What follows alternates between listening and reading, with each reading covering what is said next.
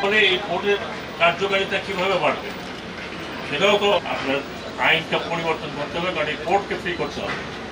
এখন এড়ে গেছে আবার 22 ইয়ার্স এই কন্টেনারগুলো পড়ে আছে, এই কোর্টে বলবো না খারাপ কি ভালো, যে কন্টেনারগুলো আসছে সেগুলো আমরা রাখবো। আমি নোট করিয়েছি বিদেশি ইনভেস্টমেন্ট আমার কাছে বসে আছে, যদি প্রয়োজন হয় তাহলে আপনার আইনটা পরিবর্তন করতে হবে, কারণ এই কোর্টকে ফ্রি করতে হবে। এখন একজন জিনিসপত্র এনে দেখে ফেলায় চলে যায়।